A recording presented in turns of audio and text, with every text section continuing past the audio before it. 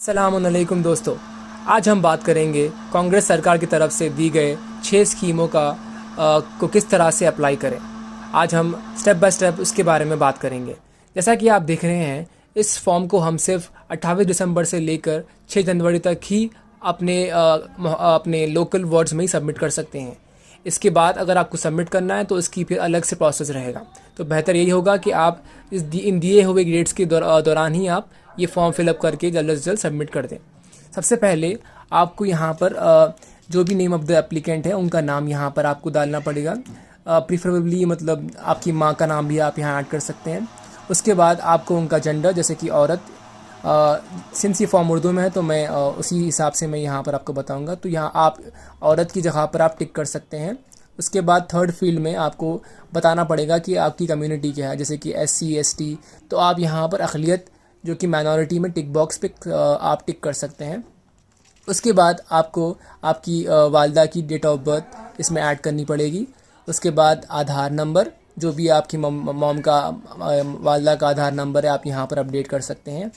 उसके बाद आपके पास राशन कार्ड का नंबर आपको यहाँ अपडेट करना पड़ेगा। लेकिन आपके पास अगर राशन कार्ड नहीं है तो परेशान होने की बात नहीं है। आप यहाँ पर ये फील्ड को आप एम्प्टी छोड़ सकते हैं।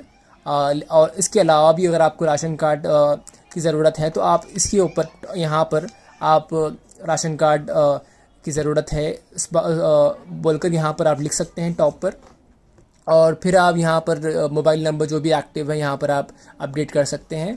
आपकी जो भी वालदा का जो भी पेशा है, जैसे कि हाउस वाइफ है, आप यहाँ पर अपडेट कर सकते हैं।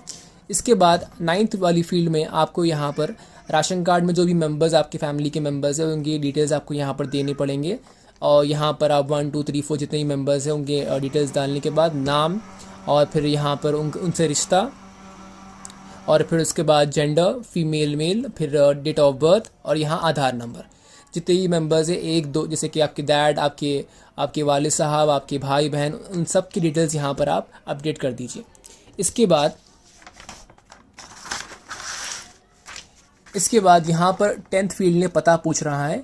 पता यहाँ पर आप अपना हाउस नंबर, अपना एरिया, और जो भी म्यूनसिपैलिटी है, वार्ड नंबर, और मंडल और ज़िला, जैसे कि हैदराबाद, सारे डिटेल्स यहाँ पर आप अपडेट कर सकते हैं। उसके बाद यहाँ पर देखिए स्कीम्स के बारे में डिटेल्स आपको यहाँ अपडेट करना है। जो भी स्कीम्स में आप पार्टिसिपेट करना चाहते हो आप उसकी डिटेल्स यहाँ पर वहाँ पर आप टिक कर सकते हो। सबसे पहले स्कीम जो दी गई है यहाँ पर, इसका नाम है महालक्ष्मी स्कीम। इस स्कीम के हिसाब से आपको मंथली 2500 की हेल्प की जाएगी। इसके अलावा आपको 500 रुपये में गैस दी जाएगी। तो आप यहाँ पर टिक बॉक्स में टिक कर सकते हैं। जो भी आपको स्कीम्स में उठाना चाहते हैं फ़ायदा, आप तो उस टिक बॉक्स में टिक कर सकते हैं। लेकिन गैस सिलेंडर के लिए अगर आप 500 रुपये में लेना चाहते हैं तो इसके लिए आपको गैस कनेक्शन का नंबर, और जो भी सप्लाइंग कंपनी है उसका नाम, और कितना आप साल में गैस सिलेंडर यूज़ करते हो वो नंबर आपको यहाँ पर ऐड करना पड़ेगा। इसके बाद सेकंड स्कीम जहाँ पर आपको टिक करना है वो है रैतू भरोसा स्कीम। ये स्कीम उन लोगों के लिए है जो किसान है। तो उन लोगों को वो लोग इसका उठा सकते हैं फ़ायदा। तो किसानों को यहाँ पर फ़ी एकड़ 15,000 रुपये की मदद की जाएगी। तो जो अगर आप किसान हैं तो आप यहाँ पर अपने डिटेल्स अपडेट कर सकते हैं। इसके बाद थर्ड स्कीम जो है वो है इंदिरम्मा हाउसिंग स्कीम। यहाँ पर जिसके पास भी ज़ाती घर नहीं है वो यहाँ पर उठा सकते हैं फ़ायदा। यहाँ पर टिक बॉक्स पर टिक कीजिए। तो यहाँ पर जो है 5 लाख तक मदद की जाएगी। हाउस रिपेयरिंग या फिर घर जिसके पास भी ज़ाती घर नहीं है उनकी हेल्प की जाएगी। और इसके अलावा भी अगर आप तेलंगाना तहरीक में पार्टिसिपेट किए थे और उसमें आप कोई अगर शहीद हो गए आपके घर से, तो उनके लिए गवर्नमेंट की तरफ से 250 मुरब्बा गज़ अराज़ी दी जाएगी। तो लेकिन उसके प्रूफ के लिए आपको यहाँ पर एविडेंस देना पड़ेगा, जैसे कि उनका डिटेल्स जो भी है, शहदा जो भी मतलब शहीद हुए हैं उनका नाम, FIR नंबर, डेथ सर्टिफिकेट, ये डिटेल्स देने के बाद ही आप इस स्कीम का फ़ायदा उठा सकते हैं। इसके अलावा भी अगर आप तेलंगाना मूवमेंट में पार्टिसिपेट करे थे और आपके पास अगर FIR नंबर और जेल का नाम डिटेल्स अगर है तो वो लोग भी इसका फ़ायदा उठा सकते हैं। 5वीं स्कीम का नाम है गृह ज्योति स्कीम। इस स्कीम के हिसाब से आप मंथली 200 यूनिट तक करंट का बिल माफ़ करा सकते हैं। तो आपको यहाँ पर कितना आप मंथली करंट यूज़ करते हैं, आप उसके डिटेल्स दे दीजिए। अगर 100 यूनिट तक करते हैं तो इस टिक बॉक्स पे टिक कीजिए।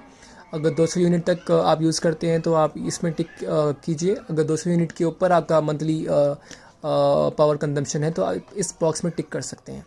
इसके अलावा आपको मीटर बॉक्स नंबर भी देना पड़ेगा। और फिर आखिरी स्कीम, इसका नाम है च्यूता स्कीम। इस स्कीम के हिसाब से आपको 4,000 रुपये तक माहाना माली इमदाद की जाएगी। इसके अलावा भी माजूरी पेंशन के तौर पर 6,000 रुपये माहाना हासिल कर सकते हैं। उसके लिए आपको यहाँ पर डिटेल्स देनी पड़ेगी। अगर आप माजूर अफराद हैं तो आप यहाँ पर आपका सर्टिफिकेट नंबर दे सकते हैं।